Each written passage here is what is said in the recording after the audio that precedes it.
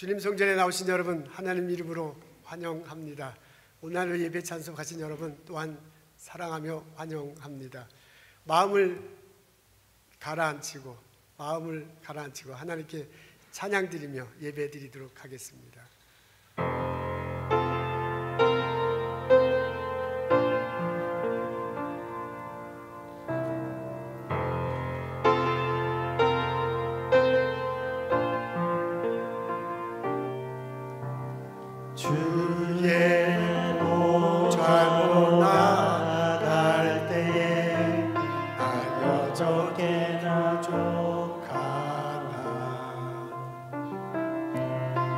나를 부으신 주의 그 사랑 그것을 믿으려 가네.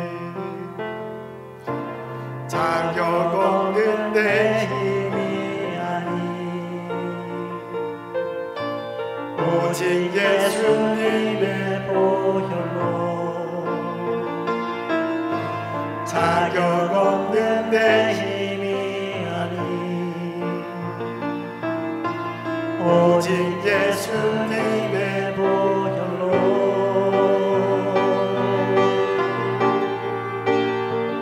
십자가의 보혈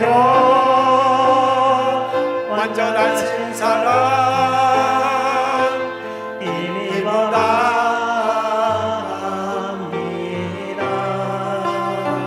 십자가의 보혈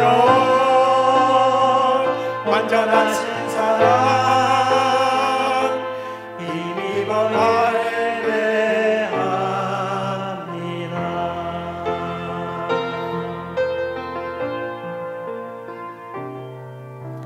주의 보좌로 나갈 때에 어떻게 나가야 할까?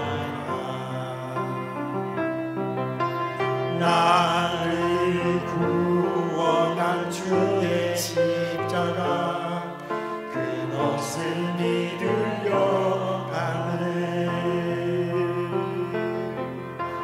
자격 없는 내 힘이 아니 오직 예수님의 보혈로 자격 없는 내 힘이 아니 오직 예수님의 보혈로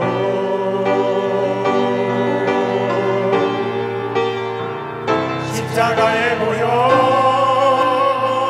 완전하신 사랑 힘입어 나갑니다.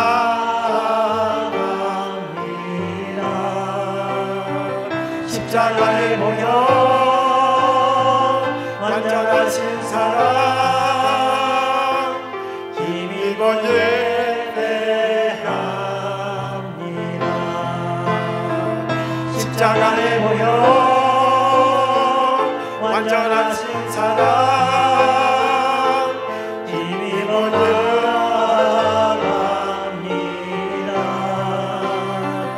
십자가의 보혈 완전하신 사랑 힘입어 예배합니다.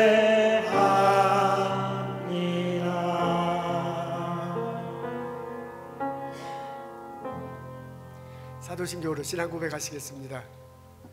전능하사 천지를 만드신 하나님 아버지를 내가 믿사오며 그의 외아들 우리 주 예수 그리스도를 믿사오니 이는 성령으로 잉태하사 동정녀 마리아에게 나시고 본디오 빌라도에게 고난을 받으사 십자가에 못 박혀 죽으시고 장사한 지 사흘 만에 죽은 자 가운데서 다시 살아나시며 하늘에 오르사 전능하신 하나님 우편에 앉아 계시다가 저리로서 산자와 죽은 자를 심판하러 오시리라.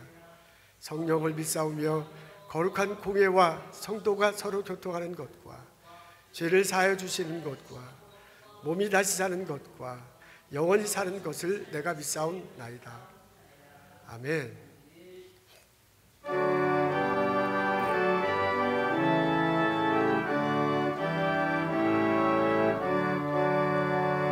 주 은혜를 받으러 모인 성도 주 크신 뜻 깨닫게 하옵소서.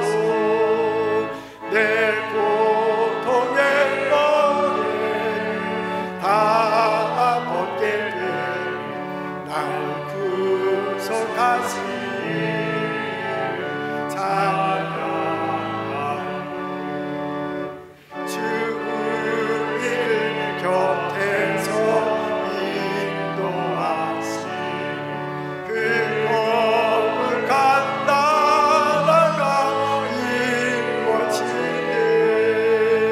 저 마귀와 싸워서 늘 승리하니 그 영광 돌려드려 찬양하리.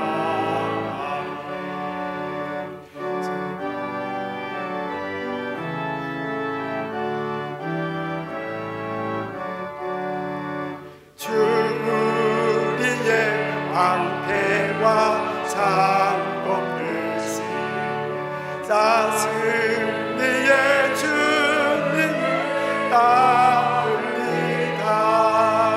소환람을 당할 때 늘 도우시니 승천가로 기불러 찬양하리.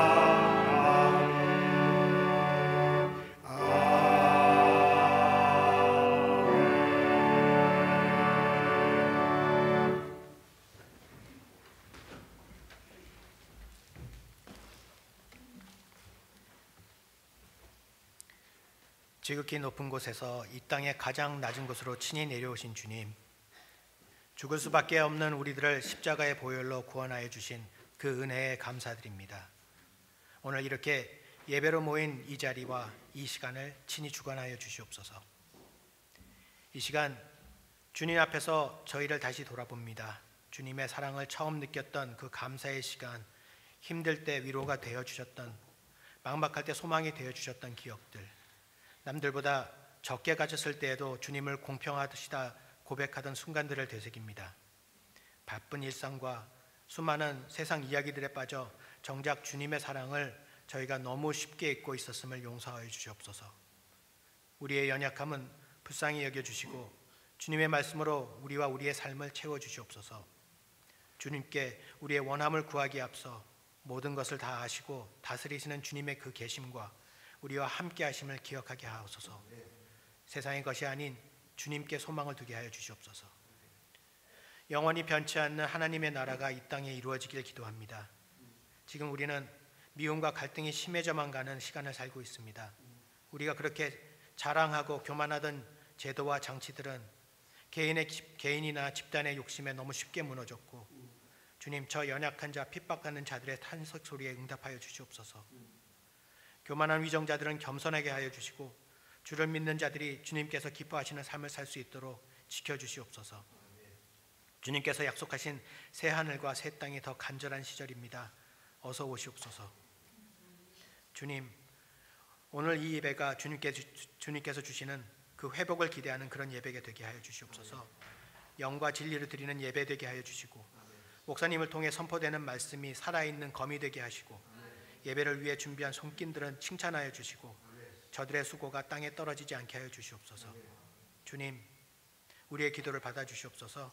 주를 경배합니다. 주께 감사와 찬양을 드립니다. 지금 이 순간이 주께 드리는 산 제사의 시작이 되게 하여 주시옵소서. 이 모든 말씀 죄 많은 이들에게 먼저 찾아와 주신 예수 그리스도의 이름으로 기도드립니다. 아멘.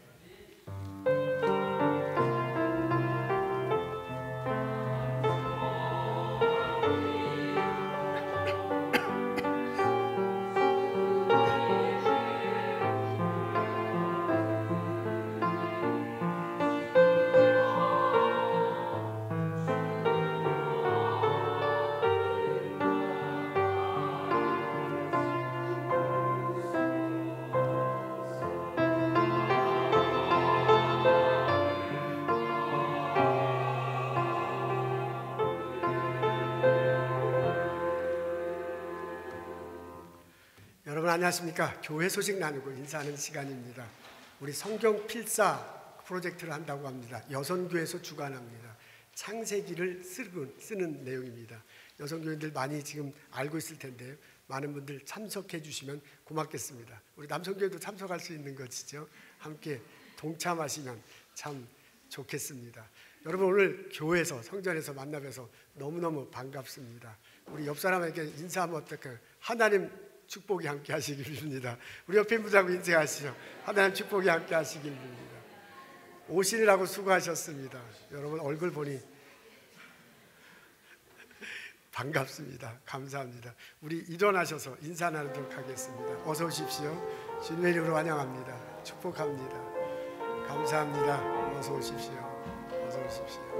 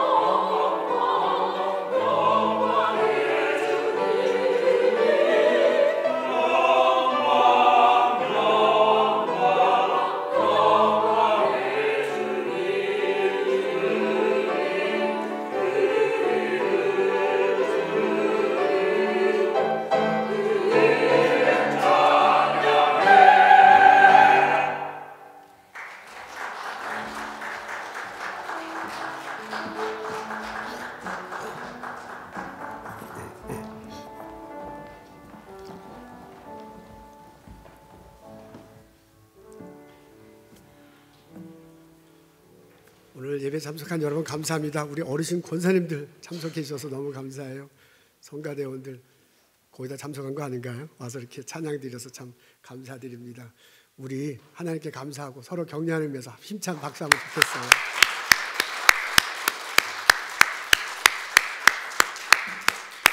어서 오십시오. 어서 오십시오. 반갑습니다. 오늘 저희들 읽을 말씀은 고린도전서 15장입니다. 고린도전서 15장 9절과 10절입니다. 제가 읽겠습니다. 나는 사도 중에 가장 작은 자라. 나는 하나님의 교회를 박해하였으므로 사도라 칭함받기를 감당하지 못할 자니라. 그러나 내가 나 된 것은 하나님의 은혜로 된 것이니 내게 주신 그의 은혜가 헛되지 아니하여 내가 모든 사도보다 더 많이 수고하였으나 내가 한 것 아니요 오직 나와 함께 하신 하나님의 은혜로다. 아멘.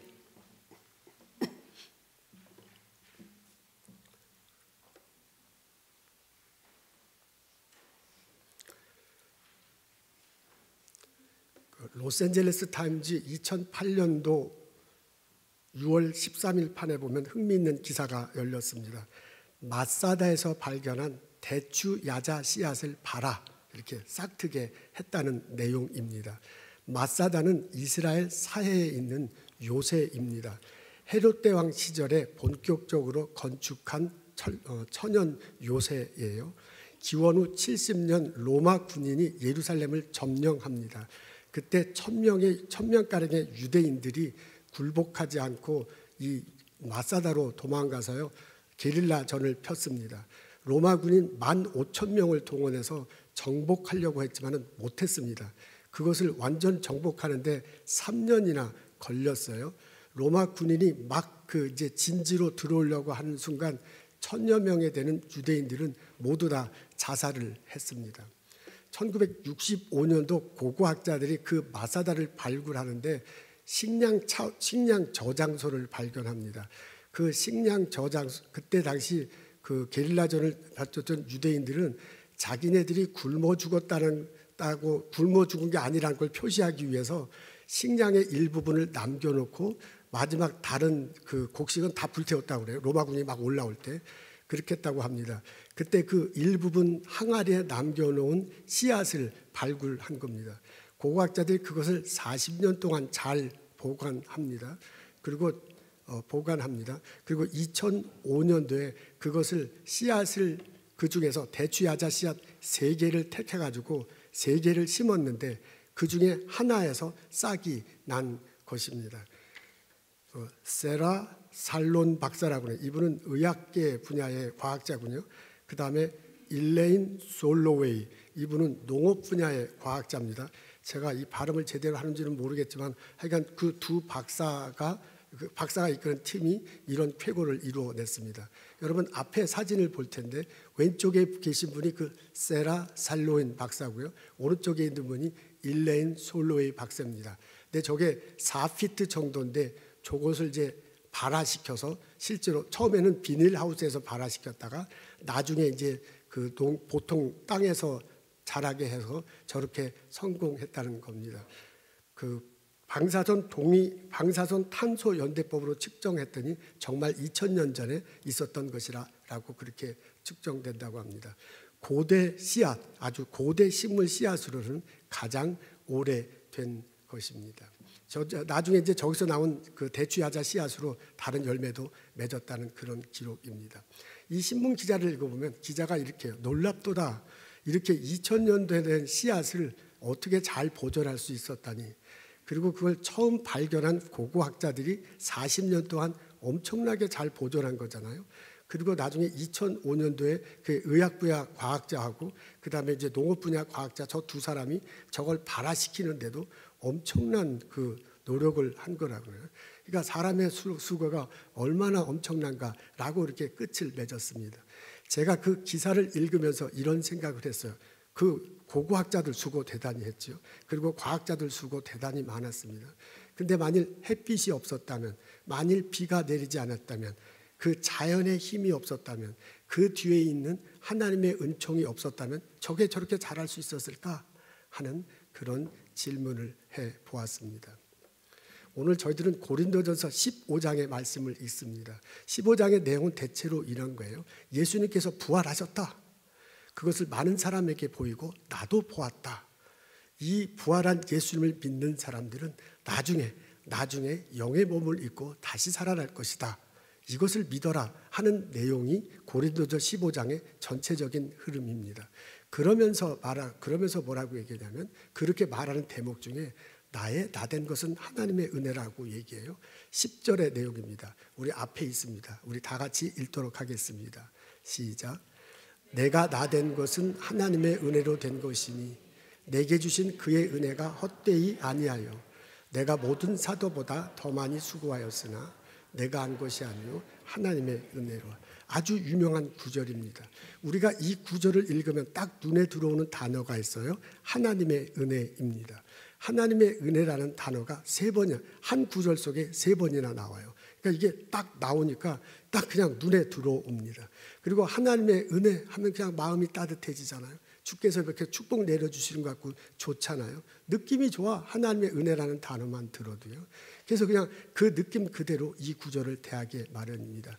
이 분위기를 살려서 적은 복음성가도 있죠. 하나님의 은혜라, 그리고 한량없는 은혜, 다 할 수 없는 은혜. 우리 한국 사람들이 아주 좋아하는 복음성가 중에 하나입니다.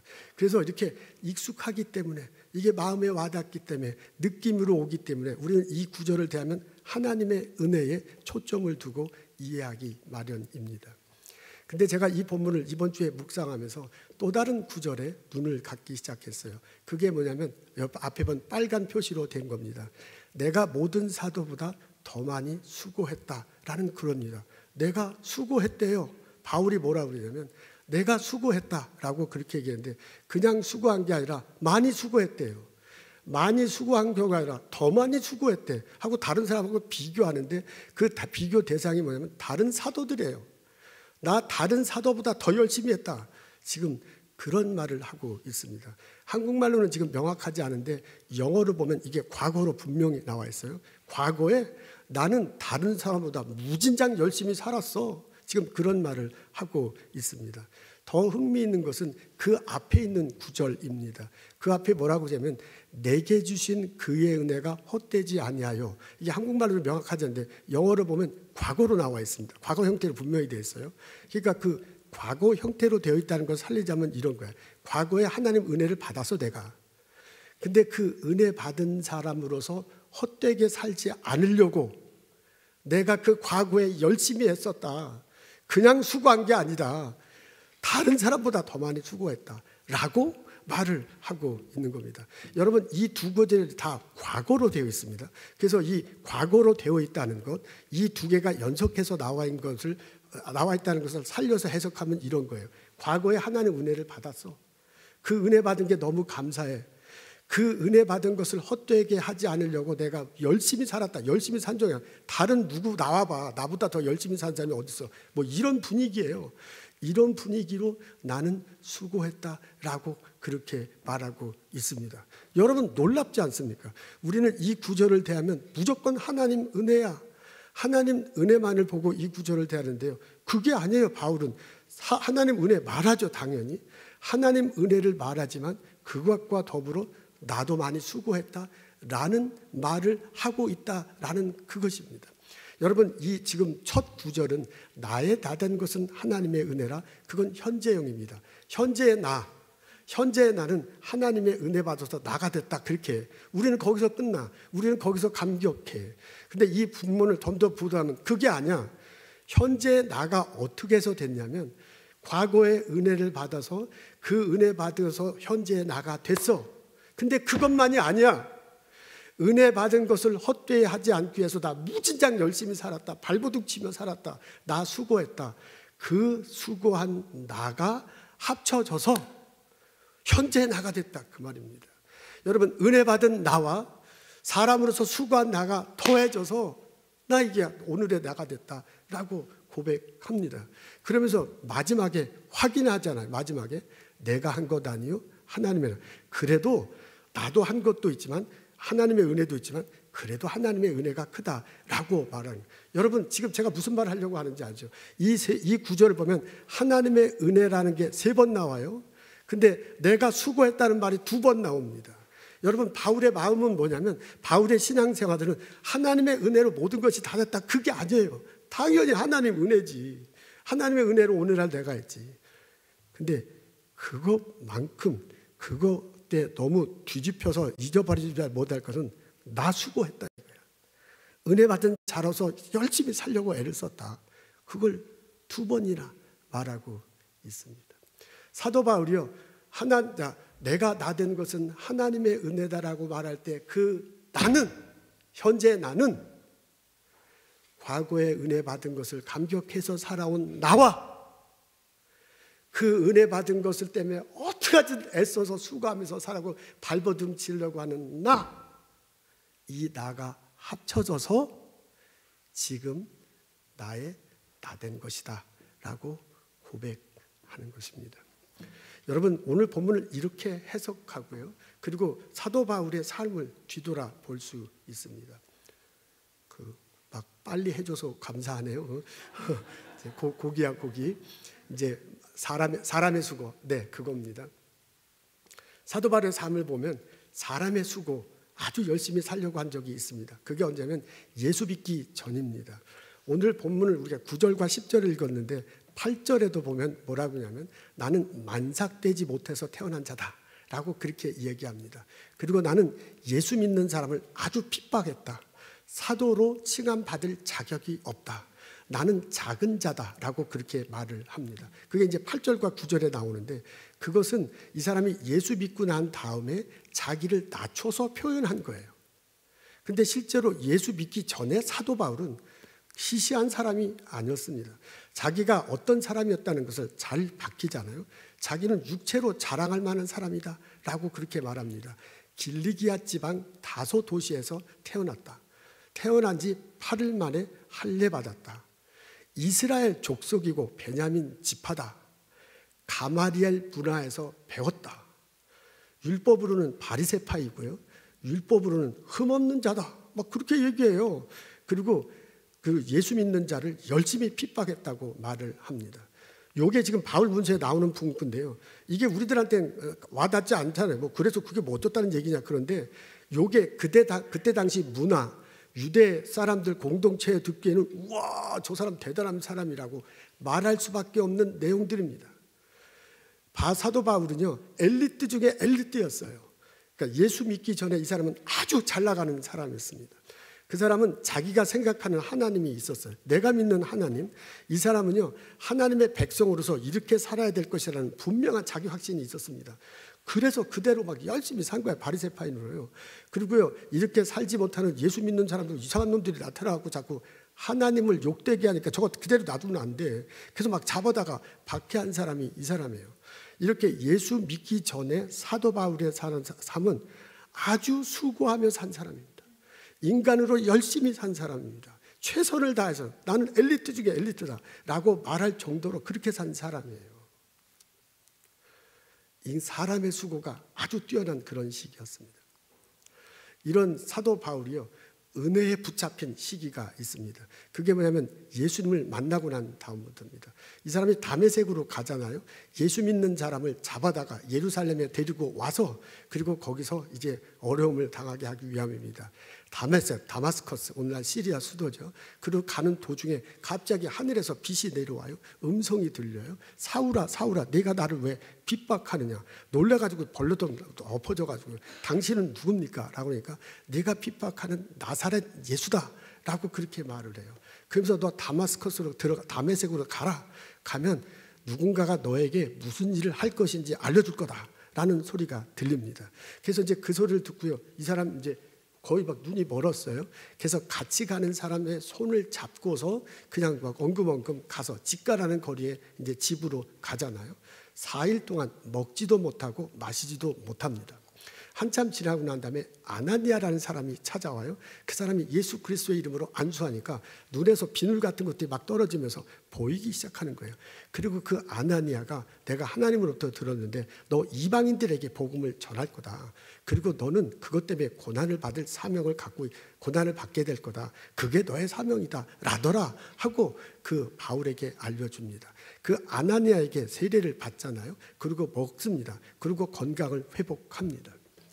그 이후에 사도 바울이 어떻게 했느냐는 것은 학자들 간의 의견이 다릅니다. 어떤 학자는 많은 학자들은 바로 즉시 일어나서 복음을 전했다는 거예요. 그래서 사도행전 9장에 보면 다마스커스에서 막 복음 증거하다가 박해받고 뭐 바구니로 실려나가고 막 그런 내용이 나옵니다. 이제 그렇게 주장하는 학자도 있습니다. 근데 또 다른 학자는 그렇게 하지 않습니다. 그러면서 이제 계속 복음을 전했다는 건데, 근데 또 다른 학자들은 그렇게 말하지 않아요. 또 다른 학자들은 다마스커스에서 잠시 복음을 전하다가 아라비아 사막을 갔다. 아라비아 사막에서 3년 동안 집거 생활을 했다라고 그렇게 주장하는 학자들도 있습니다. 그들의 근거는 갈라디아서 1장입니다. 갈라디아서 1장 뒷부분에 보면 아라비아로 갔다라고 얘기하고요. 3년 뒤에 예루살렘에 가서 그리고 그 베드로와 이렇게 사도들을 만났다라는 대목이 나옵니다. 그거에 입각해서요. 사도 바울이 다마스커스에서 뭐 첫날은 복음을 전했을지 모르지만 바로 아라비아 사막으로 가서 혼자 3년 동안 있었다는 게 라고 하는 것이 이제 또 다른 학자들의 주장입니다. 어느 게 맞느냐라고 말하기는 참 어려워요. 근데 저는 후반부 학자들의 의견에 더 동감합니다. 바울은 시간이 필요했어요. 바울은 바리새파 사람이에요. 바울은 자기가 분명히 확신하는 하나님이 있고요. 하나님의 백성으로 살아야 할 길이 분명히 있어요. 그거 안 되니까 예수 믿는 사람을 막 죽이려고 한 거거든요. 근데 느닷없이 예수를 만나니까 이게 혼돈이 생길 수밖에 없어요. 자기가 갖고 있는 성경 지식하고 저 예수라는 사람하고 연결이 안 되는 거야. 그걸 어떻게 하든 연결하는 시간이 필요해. 구약에 나타난 그 흐름하고 예수가 부활하고 십자가 죽었고 부활했다는 이게 어떻게 하든지 그 의미를 찾아야 되고요. 그 확신을 가져야 할 시간이 필요해요.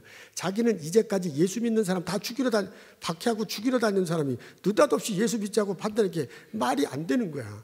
그러니까 자기 반성의 시간, 자기 확신의 시간, 이런 것들이 필요할 거라고 나는 생각합니다. 그것이 바로 아라비아 사막에서 3년 동안 있으면서 오늘날 요단 남쪽이라고 이제 학자들이 되게 주장하는데, 그러면서 그런 시간을 가졌을 것입니다. 자기를 뒤돌아보는 시간, 그러면서 예수 그리스도를 중심으로 신학하는 시간이 필요했을 것이라고 생각합니다. 그때가 바로 은혜에 붙잡혀요. 어느 누구도 만나지 않아. 사막 한가운데서 하나님을 바라보고 하나님 말씀, 자기가 알고 있는 말씀을 묵상하면서 하나님의 은혜에 붙잡히는 그런 시기였다고 저는 생각합니다. 3년 지나고 난 다음에 다소 지방으로 가잖아요. 고향 땅으로 가. 거기에 있는데 안디옥에서 바나바가 찾아와. 안디옥에 사람들이 모여서 지금 예수 믿는다고 난리가 났는데 가르칠 사람이 없다. 같이 가르치자라고 초청받아요. 그래서 안디옥으로 가면서 거기서 말씀을 증거하기 시작하면서 이제 예수 공동체의 활동을 드러냈다고 저는 그렇게 생각합니다. 그래서 그 3년 기간은요, 하나님 은혜에 붙들려 있는 시기야. 예수 믿기 전에는 사람의 수고로 그냥 바둥바둥 살아가던 시기야. 근데 그 예수 믿고 난 다음에 3년은 하나님 은혜에 붙들리기 시작한 시기입니다. 이 사람이 또 변화의 시기를 맞잖아요. 안디옥 공동체에 가서 말씀을 가르쳐. 그러면서 지도자로 뜹니다. 그러면서 이제 그때부터 비로소 사람의 수고와 그리고 하나님의 은혜가 같이 더불어 사는 삶을 살았을 겁니다. 이분이 하나님의 은혜에 덧지고 난 다음에요, 열심히 예수 믿기 전에 성경 지식이 빠삭해. 더 이상 이 사람은 엘리트 중에 엘리트예요. 이 사람보다 더 많은 성경 지식이 있을 수가 없어요. 그걸 예수님과 함께 접목시키면서 풍성한 깊이 있는 신학이 나옵니다. 그걸 가르치기 시작한 거예요. 열심을 다 예수 믿기 전에 열심 그대로 했을 거예요. 예수 믿기 전에 지식 그거 막 그대로 다시 소화하면서 그대로 했을 것입니다. 그러면서 사도 바울이 하나님의 은혜와 사람의 수고가 같이 하면서 사는 시기가 됐을 거다라고 그렇게 생각을 합니다. 그래서요, 이런 삶을 살았다고 저는 그렇게 생각을 합니다. 여러분, 오늘 고린도전서 15장 10절의 말씀을 주로 읽고 있습니다. 우리는 이것을 읽으면 하나님의 은혜로만 봐. 근데 고린도전 15장을 잘 분석해 보면 당연히 하나님의 은혜죠. 당연히 하나님의 은혜지만 그거 못지않게 사도 바울이 말하고 싶어한 것은 나 수고했다. 인간의 수고를 분명히 강조하고 있습니다. 이 중에 어떤 게 뭔지 하면 물론 당연히 하나님의 은혜야. 3번 나왔잖아요. 그러나 그것 때문에 잊지 말아야 할 분명한 것은 2번이나 얘기해. 나 수고했다. 나 열심을 다했다. 라는 것입니다. 우리의 신앙생활과 우리들의 삶은 사람의 수고와 하나님의 은혜가 같이 가는 것이다 라고 말을 하고 있는 것입니다. 여러분, 본문을 이렇게 해석하고 한다면 바울의 삶을 정도하면 우리들에게 큰 깨달음이 옵니다. 우리의 신앙은 깊어지고 우리들의 삶은 더 풍요로워질 수 있습니다. 하나님의 은혜와 사람의 수고는 같이 가는 겁니다. 이 두 중에 누가 먼저? 당연히 하나님의 은혜가 먼저죠. 그렇지만 우리는 너무 하나님의 은혜를 강조한 나머지 사람의 수고를 잊고 살아간다라는 것이 지금 제가 말하고 싶어 하는 겁니다. 우리는 알게 모르게 한쪽만을 강조합니다. 하나님의 은혜를 강조하면 믿음 좋은 사람인 것으로 여겨져요. 그리고 사람의 수고를 말하면 어떻게 조금 좀 믿음이 없는 것으로 그렇게 여겨집니다. 우리 무의식 중에 그렇게 생각합니다. 이걸 뒤돌아보면요, 교회 다니지 않은 사람은 사람의 수고, 내 비전을 세우고 내가 열심히 하는 분은 저 사람 성실하게 생각해. 교회 안 다니는 사람은 그러죠. 근데 하나님의 은혜를 말하잖아요. 그러면 저 사람은 어떻게 좀 또 공짜를 너무 바라는 게 아닌가라는 식으로 바라보게 됩니다. 우리는 무의식 중에 하나님의 은혜와 사람의 수고가 서로 대치되는 것으로 그렇게 바라보고 있습니다. 근데 사도 바울의 삶은 그렇지 않아요. 사도 바울의 삶과 사역 중에 보면 하나님의 은혜와 사람의 수고가 같이 갑니다.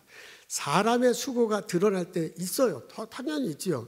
하나님의 은혜가 더 먼저 드러날 때 있지요. 당연히 있습니다. 그렇지만 거의 대부분 사도 바울의 삶을 보면 사람의 수고와 하나님의 은혜가 같이 갔다, 그런 말입니다. 여러분, 빌립보서 3장에 보면 이런 말이 나옵니다. 잡힌 바 된 그것을 잡으려고 쫓아가노라라고 그렇게 되어 있습니다. 그것도 보면 잡힌 바 된 것, 자기가 잡혔대요. 잡힌 것을 자기가 잡으려고 쫓아간대요. 여러분, 이게 똑같은 패턴입니다. 여기에 은혜만 집어넣으면 똑같은 말이야. 고린도전서 15장에 있는 말이야. 은혜로 자기가 막 이렇게 붙잡혔어. 그 은혜를 내가 잡으려고 지금 막 달려가고 있다라고 그렇게 말할 수 있다, 그 말입니다.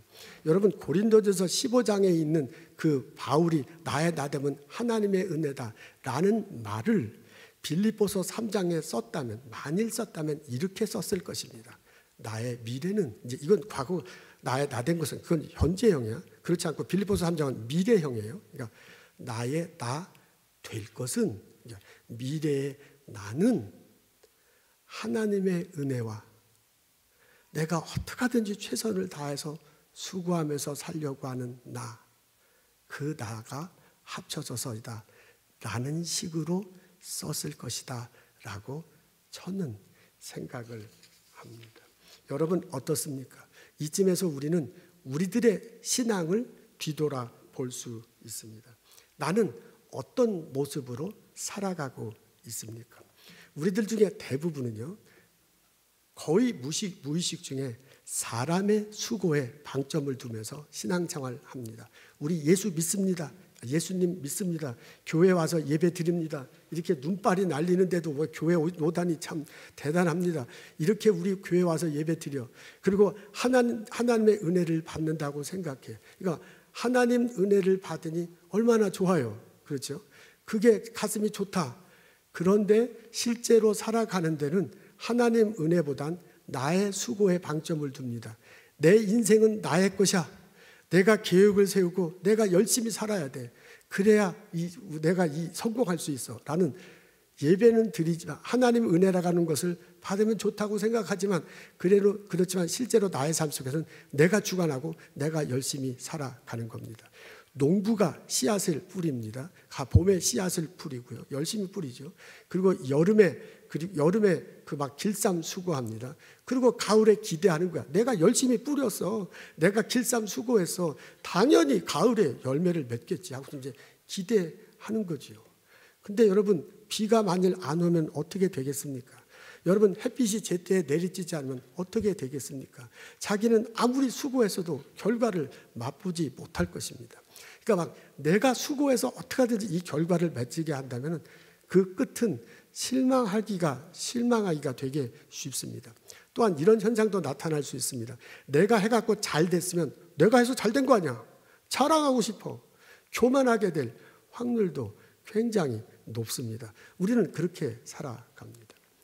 우리 중에 어떤 분들은 하나님 은혜에 방점을 두고 살아가곤 합니다. 나 예수님 믿어. 하나님께 나와 예배 드려. 이 눈길을 헤치고 얼음비를 맞으면서 와서 예배 드렸어. 하나님 은혜 받으니 얼마나 좋아. 감사해. 그리고 그 하나님 은혜가 나의 삶 속에 촉촉이 이렇게 내려지기를 기대합니다. 그렇게 너무 하나님 은혜에 겹하다 보니까 어떤 일이 보냐면 자기는 수고하지 않아. 자기는 계획하고 하고 자기는 일하지 않아. 게을러집니다. 농부가요, 봄에 씨앗을 안 뿌려. 그리고 여름이 됐는데도 이 길쌈 수고하지 않아. 그러면서 가을에 많은 수확을 거둘 거라고 기대하는 거예요. 하나님이 은혜 주시니, 하나님께서 계획하고 인도하시니 내가 씨앗을 안 뿌려도, 내가 길쌈 수고하지 않아도 가을에 많은 수확을 얻을 거다라고 기대하고 있으면 얼마나 어리석은 사람입니까? 근데 의외로요, 아주 믿음 좋으신 분에게 이런 현상이 일어날 수도 있다, 그 말입니다. 여러분, 그분은요 가을에 본인이 열심히 수고하지 않았기 때문에 가을에 수확을 거둘 수 없습니다. 자신의 삶에 대해서 실망하게 됩니다. 그렇게 신앙생활하다 보면 하나님이 은혜 주시는 게 맞는가라고 회의하게 되고요. 때때로는 환경 탓하기도 하고요. 때때로 다른 사람 때문에 내 인생 이렇게 망가졌다라면서 살아가기가 참 쉽습니다. 여러분, 제가요 이게 극단적인 예를 선명하게 하기 위해서 극단적인 예를 들었는데 다 이렇게 극단적이지는 않지만 우리 신앙생활하는데 이런 면이 보인다라는 그런 말입니다. 근데 사도 바울의 가르침은 그렇지 않아요. 나 하나님의 은혜로 지금 내가 이렇게 됐는데 하나님의 은혜만은 아니다, 그렇게 얘기하잖아요. 그 은혜 헛되게 하지 않았고 나 정말 수고했다, 발버둥 치며 살았다, 누구보다도 나 열심히 살았다, 지금 그 얘기예요. 그렇게 말해서 오늘날에 내가 됐다라고 말을 합니다. 사도 바울의 신앙생활과 사도 바울의 삶의 패턴은 하나님의 은혜를 구하지만은 사람의 수고도 발버둥 치며 열심히 했습니다. 이렇게 살아갈 때 그 사람에게 감사가 있는 거고, 그 사람에게 풍성함이 있는 거고, 그 사람에게 나누어줌이 있는 것입니다. 여러분 어떻습니까? 여러분들은 오늘의 말씀을 비춰볼 때 하나님 은혜로 살지, 당연히 하나님 은혜로 살아. 그렇지만 인간의 수고도 있다는 것을 알고 그렇게 신앙생활 하십니까? 우리가 사람의 수고와 하나님의 은혜가 같이 가는 거라고 한다면 우리들 신앙생활할 때 좀 더 열심히 해야 할 필요가 있습니다. 여러분, 신앙생활을 하는데 사람의 수고가 필요합니다. 내가요 어떻게 하든지 예수님을 알겠다, 하나님을 만나겠다라고 해서 자기가 애를 써야 돼. 자식이 성경을 읽고 성경 공부에 참석해야 돼. 신앙 훈련해야 돼. 기도하는 훈련해야 돼. 그래서 자기가 어떻게 하든 자기 훈련의 시간이 필요하다, 그 말입니다. 본인은 아무것도 안 하고서 어떤 모임에 참석도 안 하고 그냥 믿음 자라기만을 바라는 것은, 이거 자라기만은 감나무에서 감 떨어지기만을 기다리는 거하고 아주 똑같아요. 그렇게 해서 신앙이 자라기는 아주 어렵습니다. 그렇게 하더라도 신앙이 자랄 수 있죠. 하나님께서 강하게 역사하시는데, 하나님께서 강하게 붙드셔서 막 누구든지 다 바꾸는데, 사도 바울도 다 바꿔놨잖아요. 그렇기 때문에 하나님께서 은혜 내리셔서 막 사람을 뒤바꿔 놓을 수도 있어요. 근데 그건 특별한 케이스고요. 사도 바울도 고백하잖아요. 하나님의 은혜와 사람의 수고가 같이 가는 거다, 그렇게 얘기하잖아요. 그러니까 내 신앙이 자라기 위해서는, 내가 예수님을 만나기 위해서는, 내가 하나님을 알아가기 위해서는 사람의 수고도 필요하다. 성경 공부에 참석해야 돼요. 기도를 해야 돼요. 어떻게 하든지 예수님 알고자 할 때 그 사람의 수고와 하나님의 은혜가 합쳐져서 우리는 예수를 믿게 될 수 있다, 그 말입니다. 우리 예배 참석해서 은혜 받기를 원합니다. 교회 왜 나와? 왜 주일날 예배 참석해? 이 바쁜 시기에, 이 어려운 때 하나님께 예배 드리고 하나님께 예물 드리고 하나님한테 은혜 받기 위한 것이 우리들의 소원입니다. 그런데 그런 마음 올 때 준비하는, 사람의 수고도 필요하다, 그 말이에요. 준비하는 마음으로 내일 우리가 예배 시간이구나, 내일 교회 가는 시간이구나 가면서 준비하는 마음으로 예배 참석하는 것과 그렇지 않은 것은 엄청난 차이가 집니다. 저 어렸을 때 그 아주 옛날 제 할아버지 것들, 이제 목사님들 막 장로님 말씀하시는 거, 부흥 강사님 말씀하시는 거 생각나. 주일을 준비해야 된다 이거예요. 그래서 토요일 날 저녁 때는 아무것도 하지 말고 이제 마음가짐을 이게 잘 해야 돼. 그리고 막 목욕 재개하라 뭐 그런 거 얘기했잖아요. 그 부흥 강사님들 하면 꼭 나오는 게 있는데 헌금이야, 헌금. 헌금을 그때는 캐시로 했잖아요. 헌금이 빳빳한 게 있고 세게 있고 흐트러진 게 있어. 그래서 일주일 동안 이렇게 돈 하다가 새 것이 나오면 그걸 킵하는 거예요. 그래서 그 킵해가지고 그걸로 헌금을 드려야 된다는 거예요. 그리고 그럴 때 자주 듣는 할머니 권사님들 장로님들 얘기 있잖아요. 이 헌금이 꾸깃꾸깃하면 대리미로 데려서 예배를 드린다. 뭐 그 부흥 강사님이 그런 얘기 했던 거 이렇게 다 생각납니다. 지금도 우리 그렇게 하자 그 얘기가 아니에요. 그 옛날에 할아버지 목사님 장로님들 권사님들이 한 그분들이 하고자 했던 게 뭔가라는 거 우리 다 알잖아요. 지금 제가 무슨 말 하려고 하는지. 사람의 수고, 하나님께 예배드리고 받는 은혜 중에 큰 것이 사람의 수고도 있다 그 말입니다. 그런 마음 자세로 교회 나와서 예배를 드리는 것하고 그냥 허겁지겁 오늘 이렇게 나와줘서 감사해. 예배 시간에 늦게 오잖아. 허겁지겁 막 와가지고 그냥 이게 막 마음이 부산하는 거야. 그리고 갑자기 셀폰 끄집어내가지고 잠깐 보다가 있잖아. 그리고 오늘 왜 이렇게 설교가 길어? 그냥 졸다가. 그리고 예배 끝나고 나서 밥 먹고 이제 얘기하면 그거 이제 된 거잖아. 이런 마음으로 간다고 생각해 보세요. 어느 곳에 은혜가 있겠어요? 하나님 은혜는 내가 아무리 애쓴다고 내가 막 노력한다고 막 그거하고는 상관이 없어. 그렇지만은 사도 바울이 그러잖아요. 은혜 받은 것을 헛되게 하지 않으려고 나 무진장 수고했다 그 말이야 지금. 나 어떤 누구보다 나 애를 썼다 그 말이잖아요. 그 마음가짐 우리도 깨닫고 우리도 그렇게 해야 되지 않느냐 그겁니다. 예배 시간에 준비하는 마음으로 오십시오. 예배 시간 정시에 참석하십시오. 여러분 조시지 마시고 셀폰 하지 마시고 집중해서 하나님 말씀에 사람의 수고와 하나님의 은혜가 만나서 놀라운 우리들의 신앙을 갖게 하고 풍성하게 할 것입니다. 여러분 이런 원리는 우리들 일터에서도 똑같습니다. 우리 하나님께 예수님 믿고 하나님께 예배 드리고 은혜 받으면서 살기 원해. 내 비즈니스 하나님께서 축복하셔서 잘 되길 원해. 돈 벌게 해주십시오 라고 기도 부탁하신 분 있으죠. 나 그분 위해서 맨날 기도해. 그 집사님 돈 벌게 해달라고. 새벽마다 해. 돈 벌었으면 좋죠. 안 벌고 쓰는 사람이 어디 있어요. 여러분 내가 한 프로젝트가 성공하기 원해. 내가 학생들 잘 가르치고 잘 되기를 원해. 그렇게 우리들의 삶이 풍성하기를 원한 당연히 그렇죠. 근데 그게 하나님 은혜로만 되는 게 아니다 그거예요. 사도 바울의 가르침은 사람의 수고도 있다 그거예요. 하나님 나에게 재능 주셨습니다. 여러분 우리 보스턴에 오게 해서 전 세계에서 다 똑똑한 사람 다 보스턴에 모여서 그 사람들과 경쟁하면서 살아가잖아요. 그런 내가 있잖아요. 하나님께서 내게 주신 재능이 있어요. 하나님께서 나로 하여금 가고자 하는 방향이 있어요. 하나님께서 내게 원하는 그거 최선을 다해서 해야 돼. 죽느냐 사느냐 막 열심히 해야 돼. 사도 바울이 얘기한 다른 모든 사도보다 내가 더 열심히 했다. 아니 성경에 그렇게 쓰는 사람이 어디 있어? 그렇게 썼어 사도 바울이. 하나님 은혜만을 얘기한 게 아니에요. 나는 다른 나라에서 온 어떤 과학자보다 나 더 열심히 했다. 지금 그 말이야. 우리 삶으로 적용하자면 누구보다도 난 발버둥 치며 살았다 그거예요. 그렇게 사는데도 안 될 때는 안 돼. 내가 한계에 도달 때 분명히 있어. 재수없이 그러라는 얘기가 아니라 솔직히 그게 우리의 삶이잖아요. 내가 이렇게 갈 거라고 생각했는데 길을 잃어버린 때 있어 살다 보면. 그게 우리들의 삶이에요. 바로 그 지점이 하나님의 은혜가 필요한 때고 바로 그때가 하나님께서 은혜 주실 때예요. 하나님 제가 갈 방향을 잃었습니다. 하나님 난 도저히 더 이상 못하겠습니다. 이거 안 되면 나 죽습니다. 그럴 때가 있다니까요. 그때 하나님께서 기도할 때 그때 주시는 게 하나님의 은혜예요. 그때 주시는 게 하나님의 은총이에요. 제가 요새 아파가지고 한 2주 동안 새벽기도 못했어. 그래갖고 내가 갑자기 할 말이 없는데 아니 뭐 도저히 어떻게 못 나오겠어요.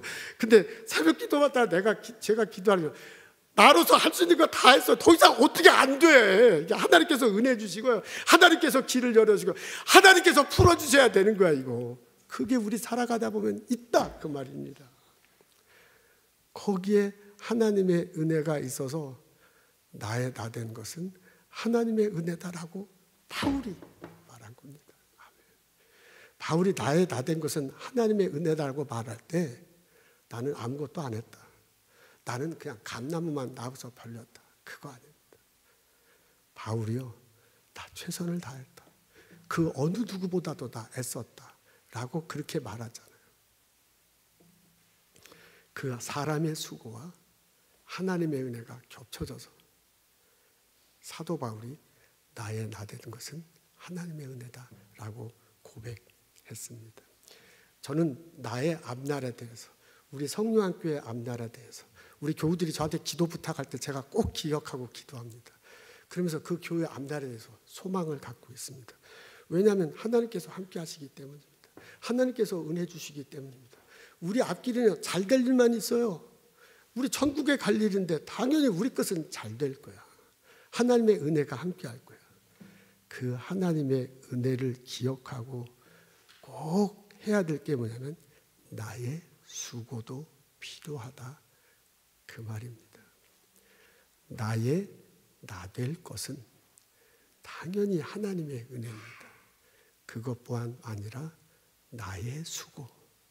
어떻게 하든 열심히 살아보려. 어떻게 하든 이 프로젝트 완성하려.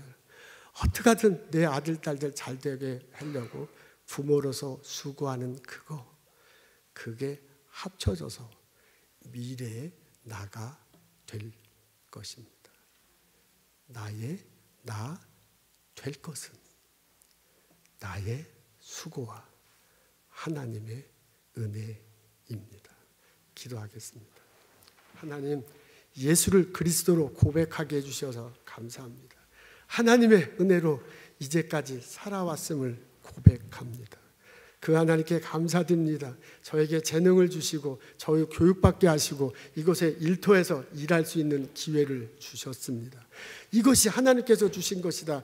이 은혜 헛되게 여기지 않도록 내가 최선을 다해서 발버둥 치면서 그 어느 누구보다도 열심히 살아갈 수 있도록 인도하여 주옵소서. 나의 신앙생활에서 나무가 자라 열매 맺게 하옵소서. 나의 예배 시간에 자무가 자라 열매 맺게 하옵소서. 나의 일터에서 대추야무가 자라 열매 맺게 하시옵소서. 나의 수고와 하나님의 읍체가 합쳐서 놀라운 열매, 풍성한 열매가 나타나고 그것으로 사람들에게 나누며 이 땅에 공헌하며 하나님께 영광 돌리며 살아갈 수 있도록 인도하여 주시옵소서. 예수님 감사합니다. 예수님 이름으로 기도합니다. 아멘.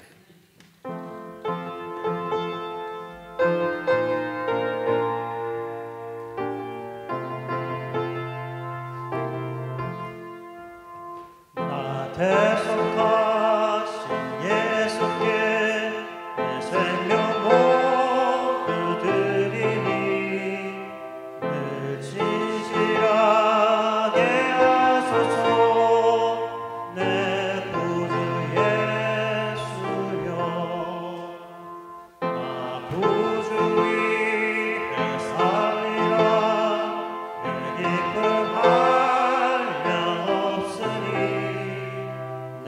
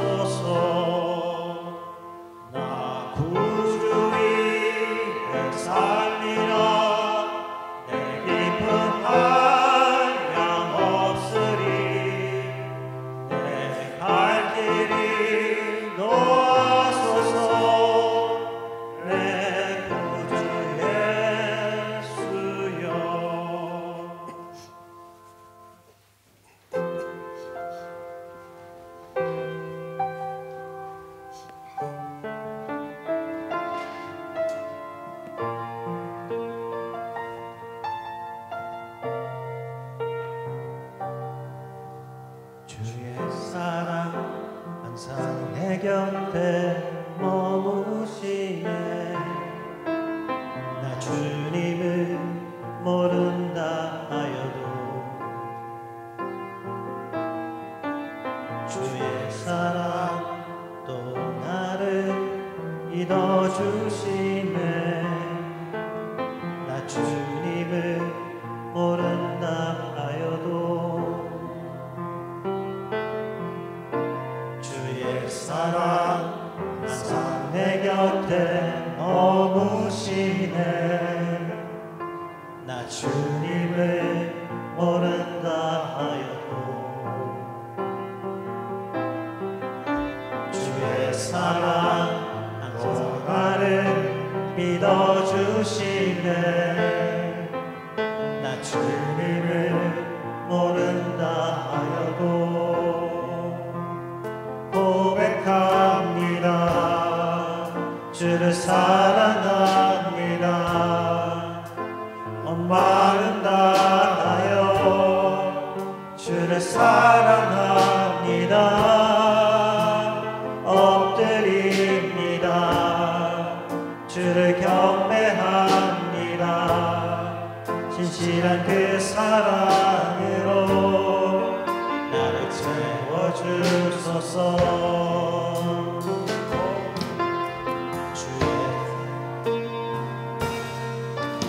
주의 사랑 나를 믿어주시네 주님만이 내 소망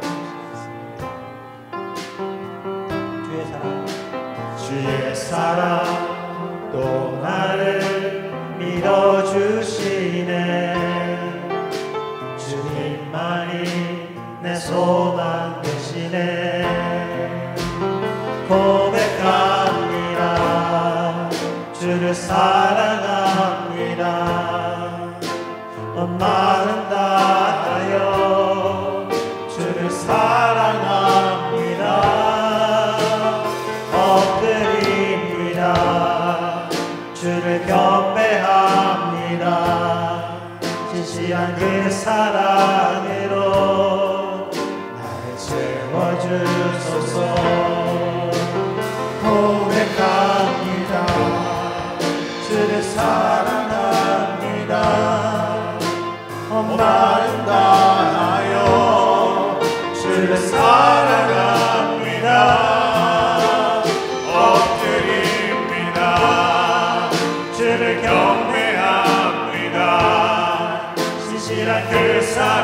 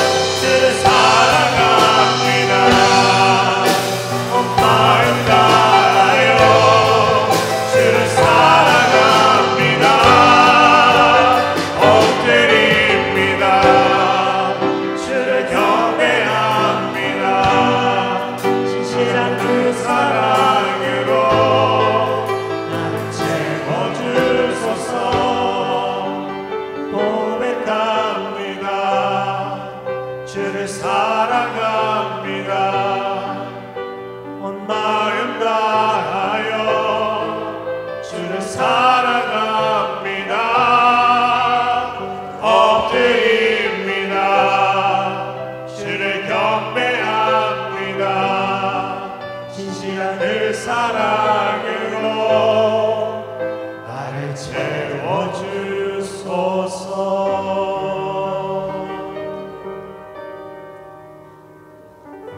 하나님, 저희들에게 은혜 내려주셔서 감사합니다. 십자가 다시고 부활하신 예수 그리스도를 믿고 구원의 확신을 하고 힘있게 인생 살아갈 수 있도록 인도해 주셔서 감사합니다. 하나님, 주께서 주신 구원, 은혜 잃어버리지 않고 그 은혜에 헛되게 살지 않도록 저희들 도와주시옵소서. 최선을 다하며 수고하며 신앙생활하고 가정생활하고 일터에서 일할 수 있도록 하나님, 저희들 붙들어 주옵소서. 하나님의 은혜와 나의 수고가 더해져서 하나님의 은총으로 나의 삶 속에 나무가 자라고 열매가 맺힐 수 있도록 저희들 축복하시고 인도하여 주시옵소서. 하나님, 주님께서 주신 것 많은 것 기억하고 감사하게 구별하여 하나님께 예배드립니다. 예배드리고 찬양드립니다. 우리의 예배를 받아주시옵소서. 흠양하시옵소서. 그 바친 손길 기억하시고 그 마음 기억하시고 그 삶 속에 놀라운 은혜와 축복을 더하여 주옵소서. 나 혼자 사는 것이 아니라 하나님이 함께 하시는구나. 나 혼자 애쓰며 발버둥 치게 하는 게 아니라 하나님이 은총으로 함께 하시는 것을 고백하고 경험하며 노래하며 살아갈 수 있도록 복을 내려 주시옵소서. 성부, 성자, 성령의 은혜와 축복과 보살핌이 오늘 예배드리고 돌아가는 우리들 모두에게 지금부터 영원토록 함께 하시기를 간절히 축원하옵나이다. 아멘. 아멘.